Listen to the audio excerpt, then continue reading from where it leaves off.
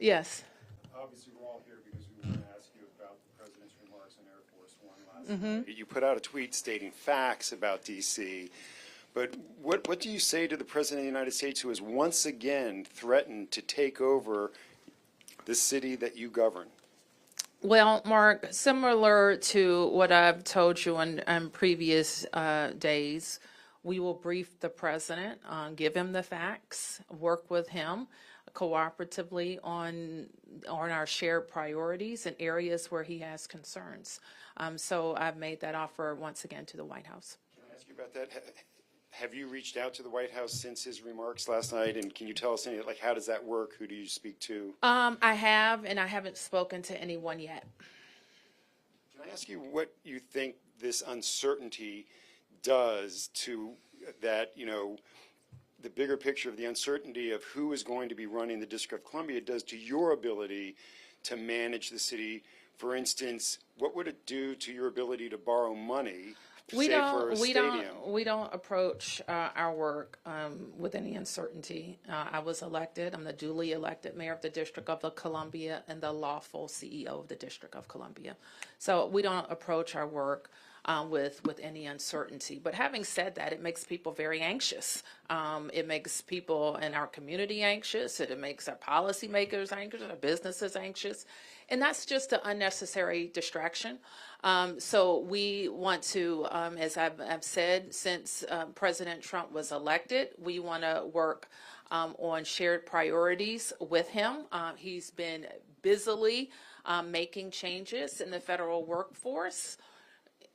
While we want people to come back to work, we've seen some of it, but we've also seen a lot of job loss. So we know that the kind of how should I say, this clean and safe aspects of what we do in government operations is just as important to us, more important to us, I dare say, than anybody in the federal government. And there are opportunities for us to work together on that. In particular on crime, and we've had many discussions on crime. We had a historic decrease in crime last year. The thing in crime in urban areas is not a thing that you're ever finished dealing with. In fact, you have to keep your foot on the gas to make sure you continue to drive down violent crime, and we will continue to work on that. There's a lot of space for cooperation with the federal government on homelessness, and our focus on homelessness, especially in homeless encampments since the pandemic. We have been methodical in working with the federal parcels and the non-federal parcels to get people into shelter, and we're going to continue to do that. We've had success. Year over year, we cut the number of homeless encampments in half, the number of tents in more than half, and the number of people who are living on the street as well.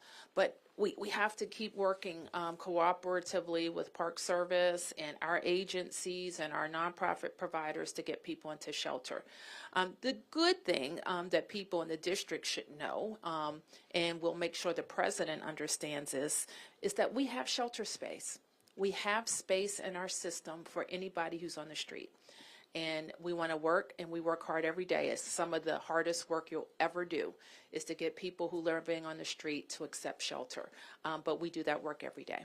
Mayor Bowser, you mentioned anxiety, which is what a lot of people are feeling, and people are also telling us that they're concerned Republicans have the votes to push forward a federal takeover if they want to go in that direction. If that does happen, whose fault is it? I'm not sure that I understand your focus. So let me just say this, that the legislative process is more complicated than you've just suggested. And so we continue to work in a bipartisan way on the Hill with members of the House and members of the Senate. That work we've been successful at on many fronts, and we'll continue to do that work. If I can follow up, we did ask about this yesterday, both the executive order and the Bowser Act. You didn't have much to say on that yesterday. I mean, what kind of pressure are you feeling now to respond and make sure the city residents are hearing you? My response on the measure at the House is the same. I think, or on the executive order is the same. I think that we haven't gotten any information different from yesterday about an executive order. Bowser, I think it's fair to say you've gotten on pretty well with Republican Chairman of the Oversight Committee, James Comer. Mm-hmm. Has he given you any assurances over the past year or so that repealing home rule is off the table for him? I can say that we have had briefings with the chairman over the course of our relationship since his tenure. We always talk about home rule, and I think the important thing to note is that it is a congressional issue. Home rule is done by act of Congress, and it is in the hands of the Congress. So, has he given any indication which way he stands? It's a far sort of minority who support repealing it until this point. Well, this is what I can say, and I can't speak for him, but I can say that we keep him up to date on the issues of concern to the members of Congress. Look, most of the people in the Congress know this, that we are a well-run city. We balance our budgets. We have AAA bond rating. We have the #1 park system. We have the fastest improving urban school district. We have broken records for visitation to the district. We just hosted 3 national special security events, 2 snowstorms. So they are familiar with that. Members of Congress have expressed concern, and they've acted as it relates to public safety. But I think they're also aware of the improvements and all of the things that we have done related to improvements in the public policy environment, as well as in an operational sense for public safety. So those are the things that we continue to keep the chairman up to date on. One more. When you met with President-elect Trump at that time at Mar-a-Lago, did the conversation of taking over D.C. come up, and did you ask him about what he meant by that? Was he serious about that, and did he say anything?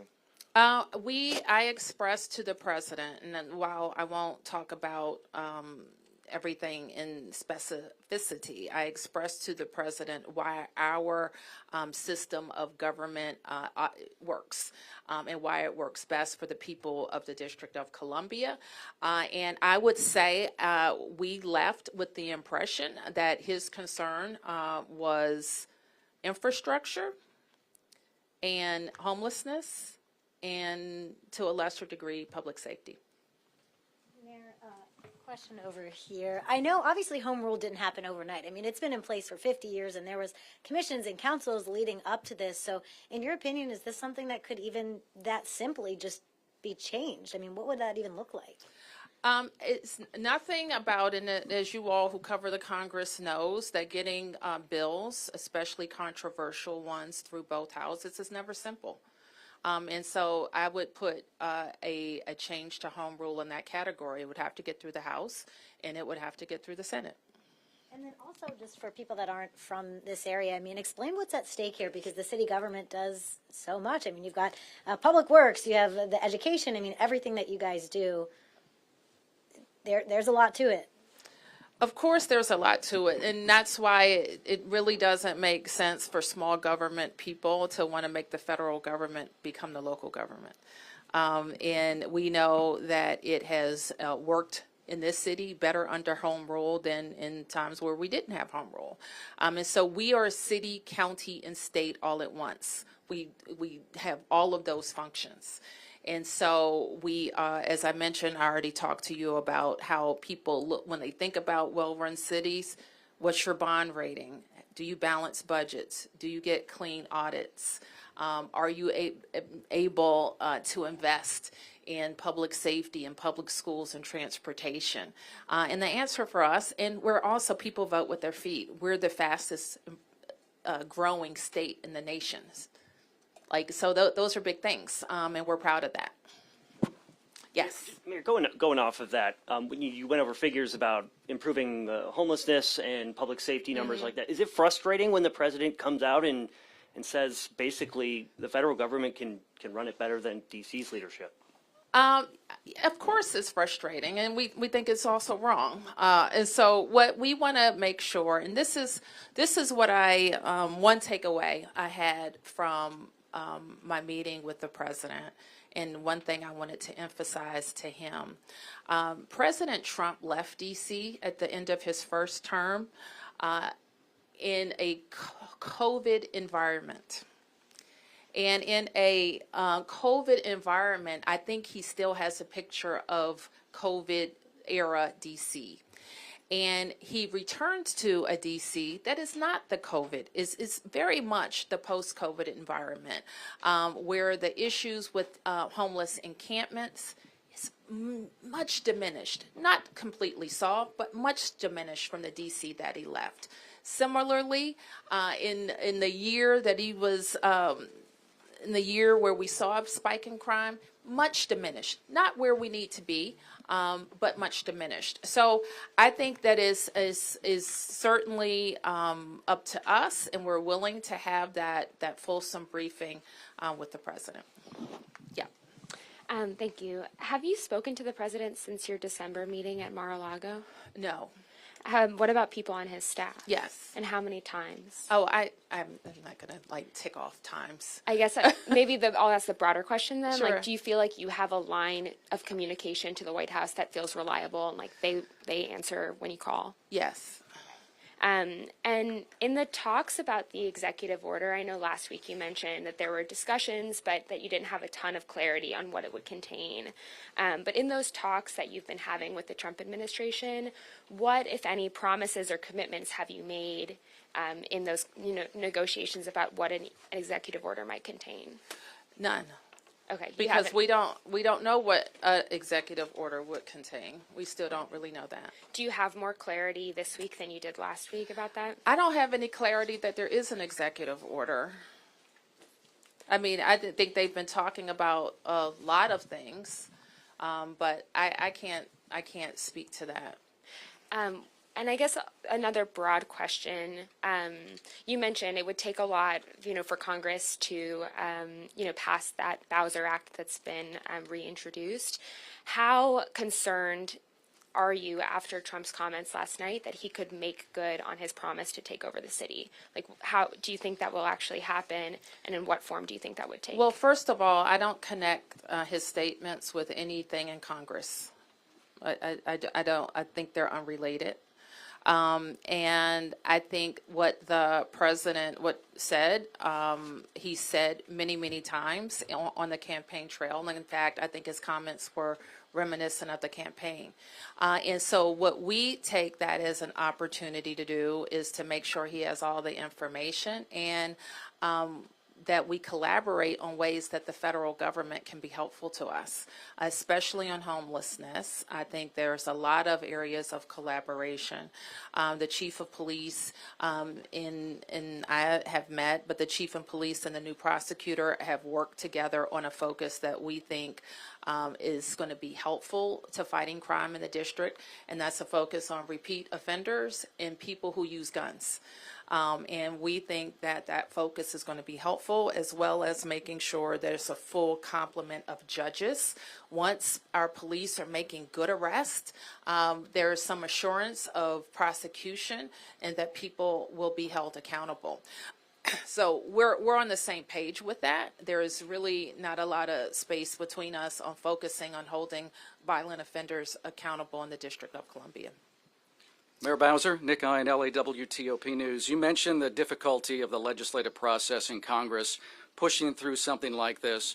So if you could speak directly to residents, do you think that this is a true possibility? A federal takeover is a true possibility at this point, or would the legislative process be too difficult for that to happen, in your opinion? This is my opinion, is that we have to fight every day for not being in this position. And the only way we're not in this position is when we become a state. As long as we have limited home rule in this city, yes, you have elected officials, but as long as we have limited home rule, we're always vulnerable to the whims of the Congress or a president. And so while right now we're focused on the matters at hand, what I think D.C. residents know well, that's why they came out to vote over 80% for D.C. statehood and for us to become the 51st state, is because they understand that as long as we're not, we're subject to the whims of the Congress. Okay, who hasn't had a chance yet? Felicia from ABC7. Just a small pivot because in the midst of this, of course, has to be at the indictment of the former deputy of ONSC.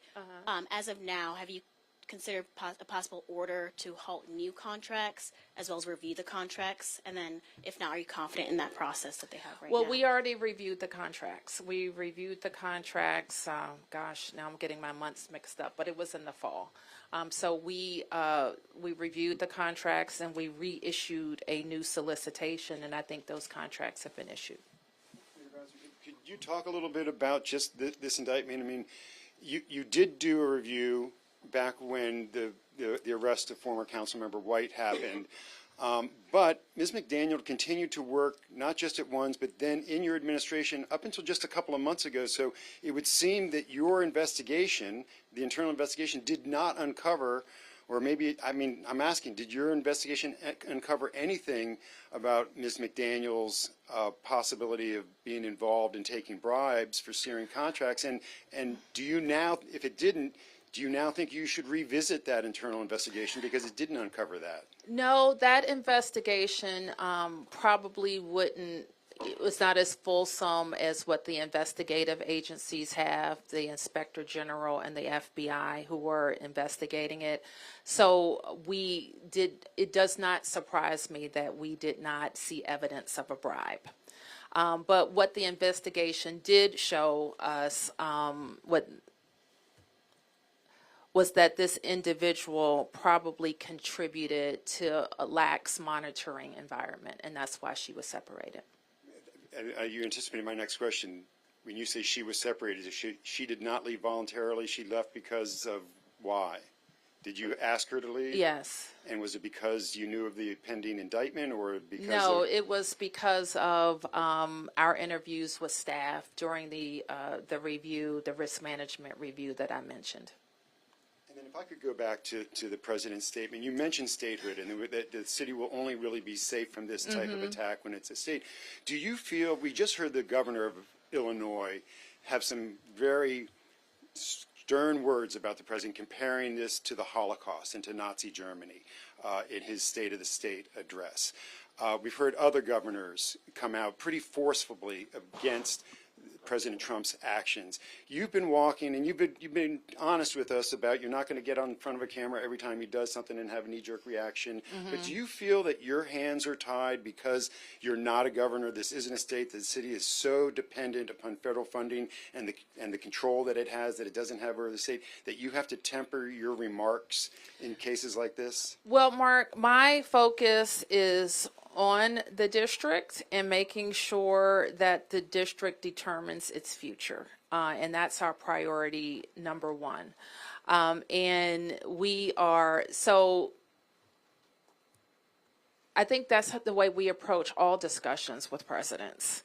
It's really, how can we collaborate on the things that make sense, speak out against the things that don't make sense, and read our political environment. So we're always, the district always walks that line. That's nothing new, and so I think that we haven't. I've kind of lost your question now, so I'm rambling a little bit. Did I answer? Well, I'm just wondering, are you afraid to speak freely and criticize President Trump given the enormous power he has over the District of Columbia? I'm not afraid, Mark, but I am strategic, and I will continue to be. And I think that's why D.C. residents elected me. My discussion with D.C. residents was, how do we bring our city back from COVID? How do we manage now the political environment that we're in? And that's what we're going to do.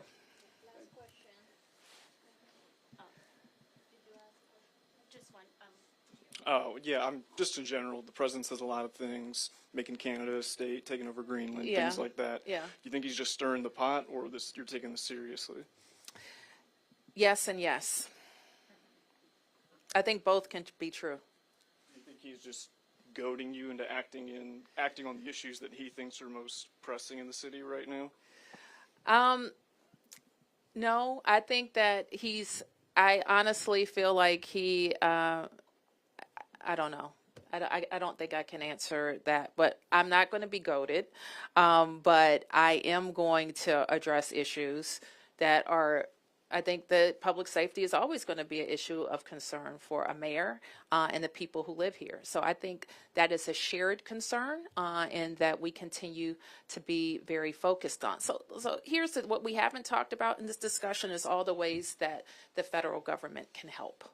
And we look forward to having a deeper conversation. I've already talked about kind of the clean and safe beautification issues that the president is very focused on, but they can help. They have lots of parks. They have lots of fountains. They have lots of capital dollars that can go into infrastructure.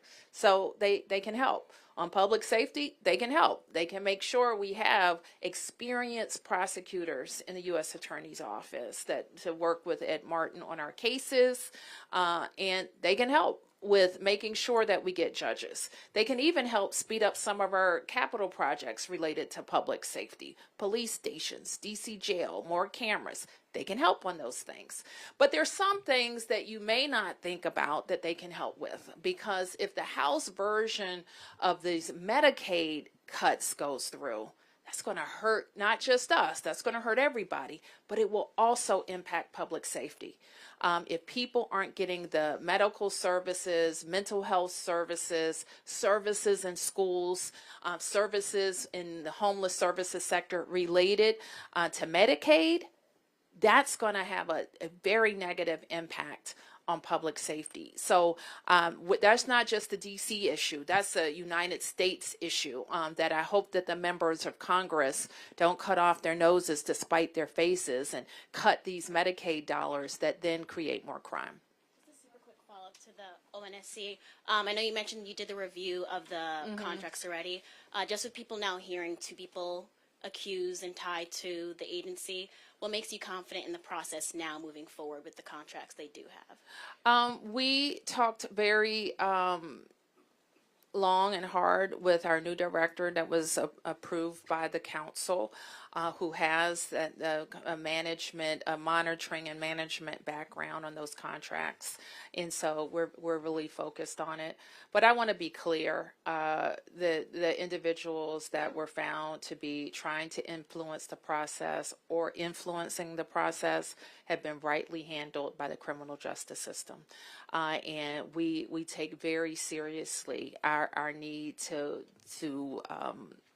safeguard tax dollars and get those much needed services delivered in the community. Thank you.